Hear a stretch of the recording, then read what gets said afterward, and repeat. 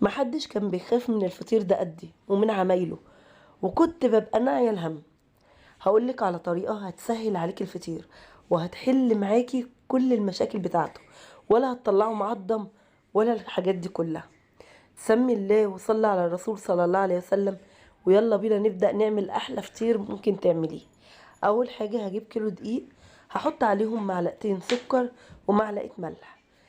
الدقيق اللي معايا ده هحط له 3 كوبايات ميه فتره، يعني ايه زي دمعه العين كده، ولا من الحنفيه ولا هي سخنه جامد. تمام، هبتدي ان انا الم بيهم العجينه، وزي ما احنا ما متفقين الميه هتنزليها على الدقيق شويه بشويه، حتى لو انت كل مره كنت بتستعملي نفس الدقيق هو، فعشان تخلي بالك لان كل مره نوعيه الدقيق بتختلف عن نوعيه تانية. تمام. اهم حاجه وانت بتشتريها من عند العطار او اللي هو المغلف تقولي له انا عايزاه للفطير. للفطير بيبقى له عرق جامد، عرق جامد يعني ماده الجلوتين فيه بتبقى جامده، يعني بتشرب السوائل معاكي وبتستحمل الهده اللي احنا بنعملها دي. اول ما تحسي ان العجينه معاكي مخرزه تحت ايدك او لسه ما نعمتش، بتبل ايدك بحبه ميه بسيطه وبتعجنيها كويس قوي. لسه برضو او تقيله في ايدك او كده، بتريحيها دقيقتين وبترجعي انت تشتغلي فيها.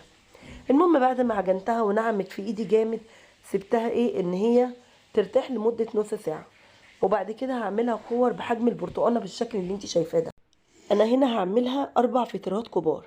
الفطيره معايا هتتعمل من 6 رقات. تمام، عملتهم هنا 24 كوره بحجم البرتقانه، وبرده هريحها لمده 10 دقايق. هغطيها بكيس نايلون وهسيبها لمده 10 دقايق. نيجي هنا للسمنه.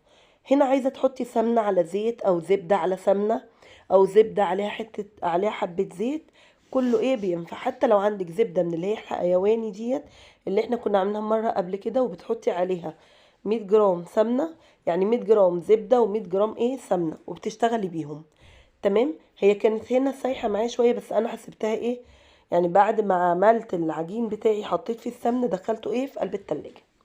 هنا بعمل بمسك كل 6 رقات بفردهم بالشكل ده بحجم القرصة او بحجم الرغيف الصغير، واحط بينهم طبقات كده من الزبدة اللي عندي.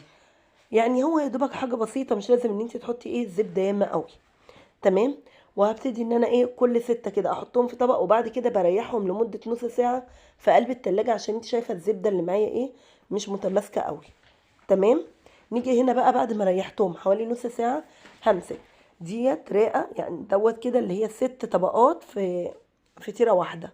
هبتدي ان انا افردها بالشكل ده. خلي بالك كل ما بتريحي العجين بتيجي تفرديه بتبقى طيع جدا معاكي، بتبقى طيعه معاكي جدا وبتتفرد بكل سهوله ما دامت انت مريحه العجينه. تمام. بفردها كده على الناحيتين وبقوم مديراها على الناحيه التانية. مجرد بس ما بتمسكيها كده بايدك وبتشديها تلاقيها بتتفرد معاكي. دلوقتي بصي هتتفرد بكل سهوله خالص. باخد من جوه لبره، من جوه الحته ديت بتبقى تخينه عن الاطراف، فانت حاولي ان انت تاخدي من جوه لبره وتطلعي على بره. انت مجرد ما بتعمليها كده ان انت بتدخلي هوا فيها، فبيبتدي ان هي لما بتدخل بقى الفرن او نعملوها في الطاسه او كده، بتبتدي ان هي تدي رقات معاكي وبتبقى منفوخه. تمام. نيجي دلوقتي يعني للخطوه بقى اللي بعد كده. مهم دلوقتي هحط فيها السمنه كلها او الزبده زي ما احنا ما قلنا كده، مش هخلي حته ما فيهاش زبده. تمام. وهبتدي ان انا انفخها، يعني مش انفخها ان انا يعني اشيلها كده عشان الهواء يدخل تحتها بالشكل ده. وهبتدي ان انا اطبقها زي الظرف. كل حته هتنيها هبتدي ان انا احط بينها وبين الرئه التانية حته زبده بالشكل اللي انت شايفاه ده، وهطبقها زي الظرف بالظبط. وهقوم عاملاها زي كوره كبيره وركناها في الصينيه اللي انا هبقى اشتغل فيها بعد كده. كل الكميه اللي عندي هعملها بالشكل اللي انت شايفاه دوت. تمام. ان انا بمسكها بعد ما عملت ال6 رقات فوق بعض، بقوم اريحها شويه زي نص ساعه، وبعد كده امسكها افردها بالشكل اللي انت شايفاه دوت، واحط عليها الزبده او السمنه او الدهن الحيواني اللي احنا عاملينه سوا قبل كده، وافردها بالشكل دوت كده.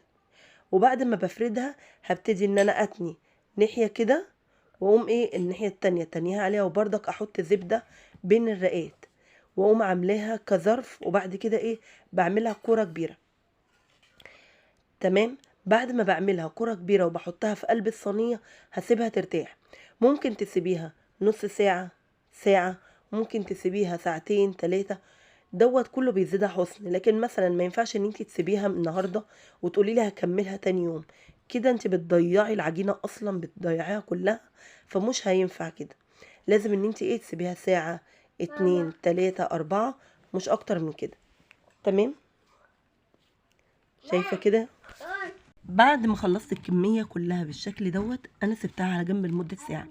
في الوقت دوت بكون مسخنة الفرن كويس قوي، بيكون حامي. لو الفرن بتاعك بيشتغل من فوق ومن تحت هتشغليهم سوا، ولو فرن البوتاجاز فبتخلي الشبكة على الرف التاني من تحت. تمام، والنار بتبقى عالية فيه. لكن لو فرن الخبيز النار بتبقى متوسطة، عشان خاطر تحمرها لك كويس وتبقى طيبة من جوه.